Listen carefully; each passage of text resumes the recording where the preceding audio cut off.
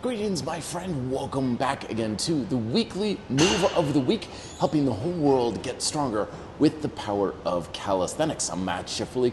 In today's episode, we're looking at my number one way to make the plank far more effective than what I usually people are doing and I see in the gym every single day. Now, the first tip, I always want to make sure we cover this base before we jump into how to make it much more intense for building muscle and strength, is ensuring that you make the focus of your plank your pelvic tilt.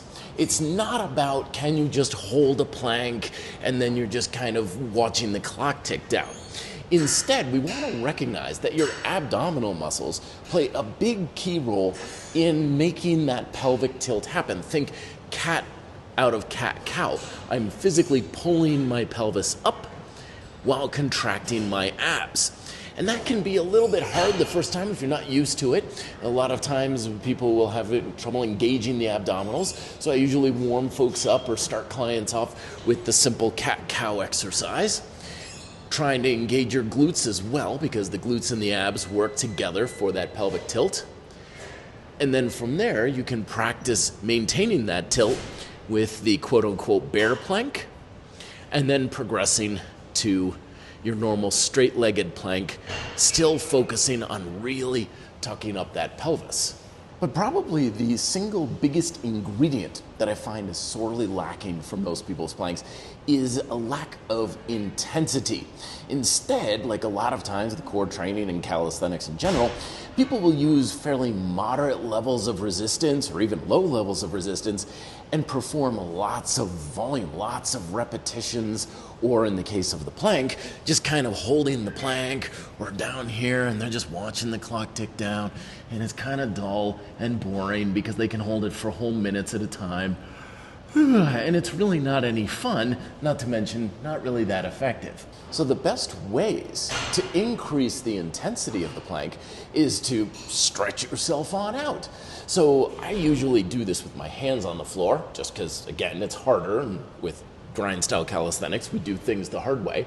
So instead of trying to hold a regular plank, maintaining that pelvic tilt, you want to stretch yourself out a bit, maintaining plenty of tension in your lats. So I'm pressing my hands straight down into the floor. You can bend your elbows a little bit if that's more comfortable and ergonomic.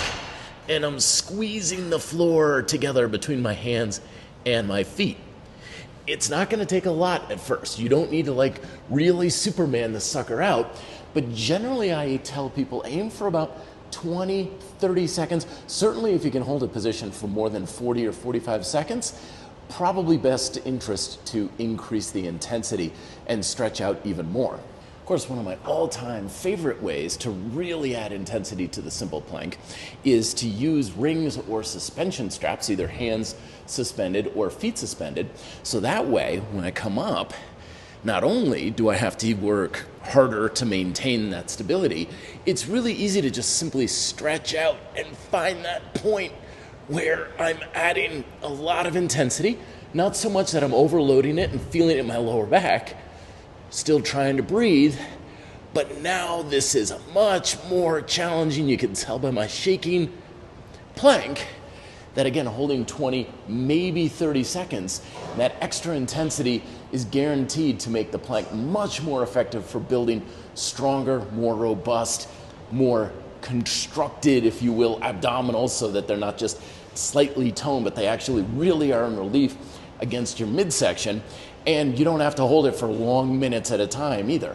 And as always with these moves of the week, I put a micro workout down below. If you want to learn more, check out my books, Progressive and Weighted Calisthenics and Suspension Calisthenics, for more great ways to work your abdominals and your core musculature with a simple set of suspension straps. These are from Nosk. They're my favorites. I'll put a link down below for those as well.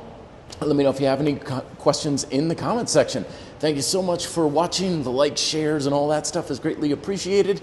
And make sure you subscribe because I come out with these videos every single week. Talk to you in the next one. Be fit, live free.